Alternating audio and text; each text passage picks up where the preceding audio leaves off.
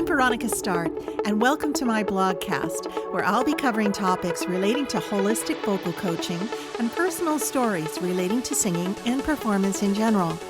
You can find me on Facebook and Instagram by searching @SoulSingerCoach, and don't forget to check out my online course, Sing with Soul in 7 Weeks, on my website, soulsingercoach.com. Hey everyone, I'm Veronica Start, your holistic vocal coach.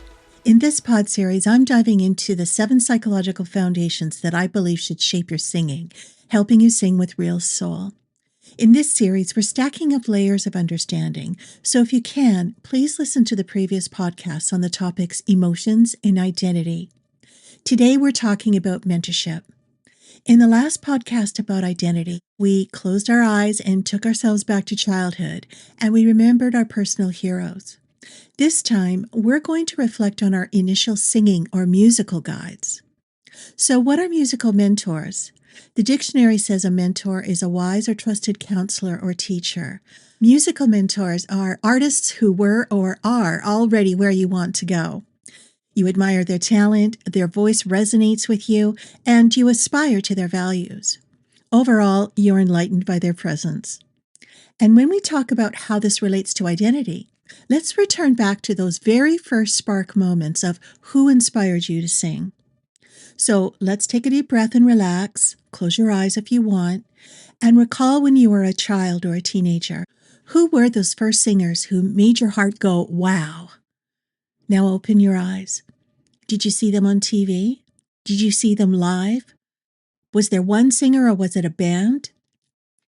Now, as an adult, your tastes may have changed, but I'm sure there's a special place in your heart for your initial love, that first singer that gave you that call to sing. Now, there's a deeper layer to mentorship, and this has to do with neurological mapping. When I first started school, I was so excited to see the world. I loved the classroom, I loved the bus, I loved all the people I went to school with. But I especially admired the girl sitting right next to me at the front. Her mother was the teacher, and she was sitting right there all straight and polite with her long hair done up so pretty every day. And, well, I actually copied all of her work during grade 1. And, of course, this didn't serve me well because in grade 2, I was at risk of failing. I remember being appalled at being put in the slow reading class because I really believed I was smart. As I squeaked into grade 3, a breakthrough happened. I had my eyes tested, and then I got glasses. So for the first time in my little school career, I could see the blackboard. The world opened up for me, and I continued to be one of the top students throughout those years. So no, I wasn't born with a criminal mind. I just didn't know any better. I couldn't see the blackboard. I couldn't see what was being shown to me. I didn't know what I didn't know, which was I was very nearsighted, and I could only see what was immediately in front of me. But instinctively, I found someone near to me who had the answers already. At 5 years old, I probably didn't know I was copying.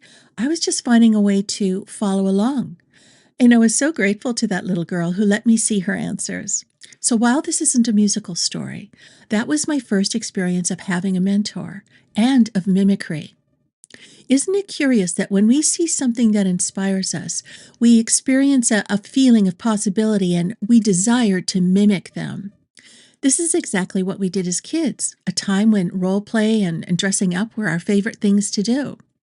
And for many artists, those days never went away. Neuroscience tells us that our brains are constantly mapping our values and behaviors towards those initial influences in our lives. In fact, that's how neuroplasticity works. We are mapping most of what we see and experience right now, good or bad. And that's how we learn. As babies, we learn language and we develop our facial expressions and our speaking voices by mimicking others. It's perfectly natural to want to emulate those people who capture your attention.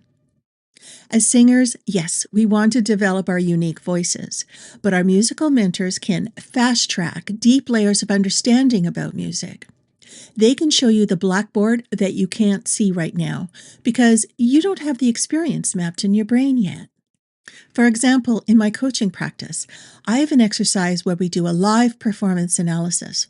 And we observe in great detail how the artist is moving sound through their body and how they're using the space and feeling the story. Try this with your first musical influence and listen to their song with your eyes closed, pretending you are them and imagining that voice coming in up through your breath and moving through your body. Stand up and use a hairbrush as a microphone and just pretend that recording and sound is being generated through your body. Experiencing something like this, or even just imagining it, offers a dynamic way to learn, paving the way for a deeper understanding that, in turn, makes you more curious and open to building the technical skills and the musicality to shape the voice you were born with. It will also tell you what you already know, which may actually surprise you. We still need to put an effort to sing well, but finding the right guides to align with can really spark inspiration and strengthen your vision. What we seek from mentors is their qualities, their values, their spirit to help align with our own, and then it inspires us to tackle the practical work ahead. Eventually, when those training wheels come off and we grow to be self-training artists, we will become mentors ourselves. It's all just one big cycle. Remember that your mentors have mentors too, and these superstars aren't outside of you on a pedestal. They are literally sitting right next to you, showing you their work so that you can enjoy it and even be derivative if you want. The most important thing is to remember that your recognition of their specialness is because they touched the specialness that was already inside of you. They have introduced you to the possibility of excellence. While there is always new talent to distract us, it's a good idea to take time to look back on our first influences with affection and reverence. So that's my step 3 for singing with soul. Recognizing that mimicry of your mentors is a legitimate means towards more knowledge and inspiration as you develop your own sound. It would be so cool if you could drop me a comment and let me know who your first musical inspirations were.